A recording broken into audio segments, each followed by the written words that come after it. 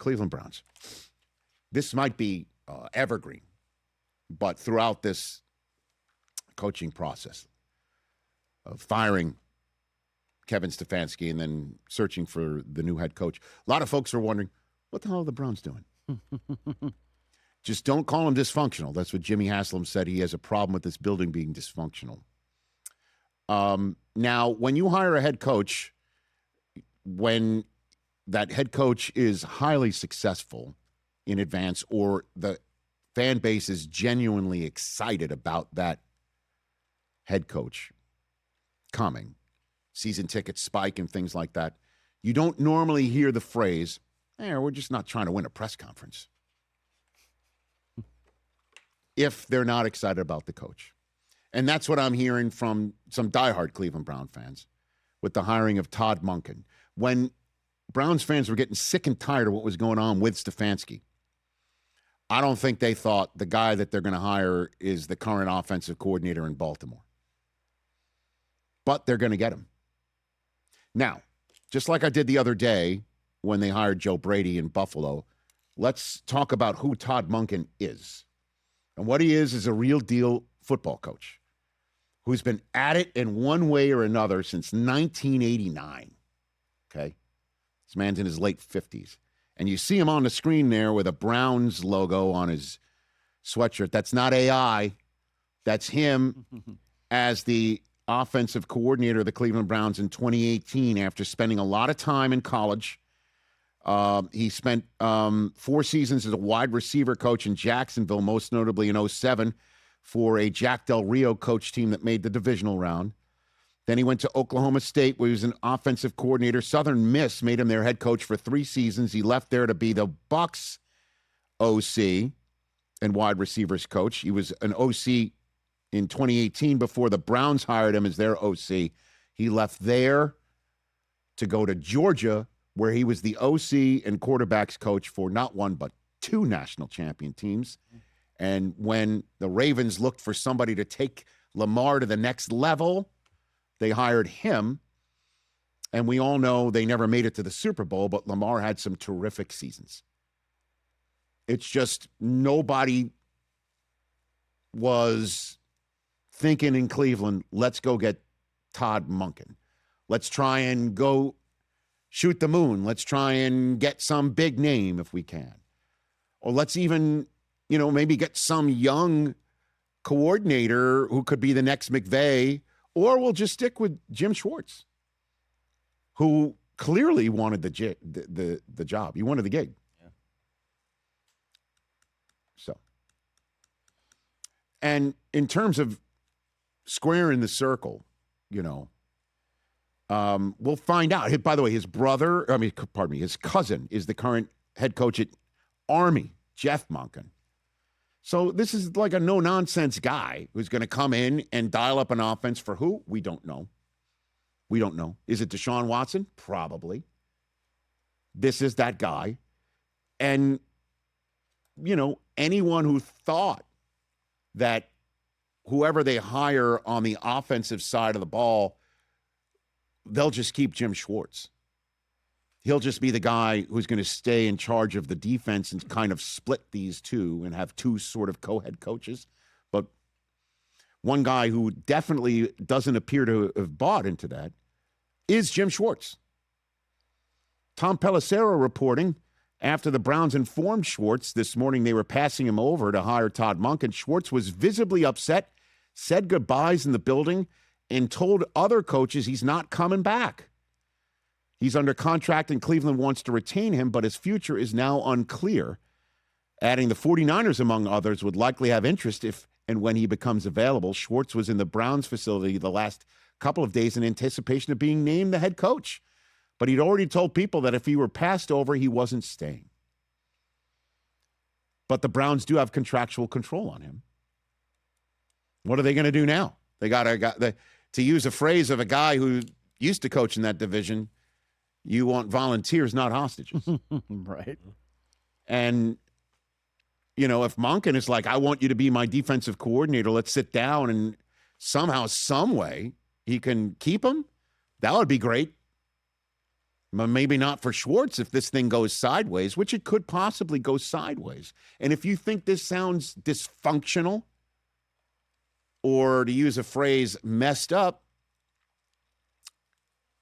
just ask someone who used to be the offensive coordinator there.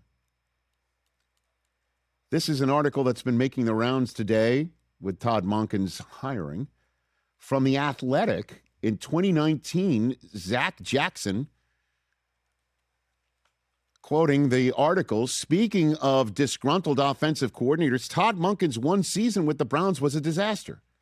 Monken had the offensive coordinator title, but Freddie Kitchens called the plays. He was the HC at the time, if you remember that, before Stefanski then came in. And it was clear that Kitchens and Monken were never on the same page. Multiple sources told The Athletic that late in the season, Monken would spend time on the field before games telling opposing coaches how bad things were with the Browns, calling the team a quote-unquote total mess, and saying that Kitchens' Sunday play calling generally steered away from the things that had been in the game plan from Wednesday through Saturday. Wow. So, but again, this is all part and parcel, part of the picture, what people are talking about. It's a totally different, the ownership's the same, but there's no head coach there, not on the same page with the offensive coordinator. Because Monken, assuming, is going to be the one calling the plays. But is it possible that the head coach and offensive coordinator is not on the same page as the defensive coordinator, who's going to be told, you got to stay here? You'll come around? What, will we be like Monken and the Beast? Put him in the film room and lock him up, hope he comes around? You know? I'm sorry. I don't mean to be flippant about it. This can absolutely work out. Stranger things have happened. Monken, even though he wasn't calling the plays, the year that he was the offensive coordinator, Baker had 3,800 passing yards. Nick Chubb almost ran for 1,500 yards. Both Jarvis Landry and Odell Beckham Jr. were 1,000-yard wide receivers. But as we saw, the plays being called were not part of the coordinator's coordination. And again, they may not win the press conference. Monken may have the outward personality at the press conference that doesn't inspire Browns fans, but we'll see what happens when rubber meets the road. They certainly feel like he did a good job in the job interview, at least on the verbal portion, or the oral portion. Right. The written portion we haven't seen yet. Some Browns fans in my timeline are not happy. But, hey, sit back and see what the plan is. He may be waiting his whole life for this opportunity, and he'll swing for the fences, and you might connect. Hour 3 coming up. Might is not a strategy. No, I know that might's not a strategy, and we're all like, okay, we waited all that time. You got rid of Stefanski for Todd Monken, and you never know, man. That's true. You never know. You never know. You never know. It's just like the problem is that Browns fans have to trust the brain trust there, and I don't think there's much trust to rely on. Mm-mm. Talk to any Browns fan. If you can find them, I didn't mean that. They might forget they're a Browns fan, even though they were a Browns fan like 2 weeks ago. You know what I mean? I mean, I just, in the same way, will Joe Brady be able to get the Bills past where Sean McDermott has taken them? We don't know. We have no idea how those crucible moments of a game are going to go with Joe Brady there. Can he possibly fix all of it? Yes. Does he have a track record for Bills fans to rely on? No.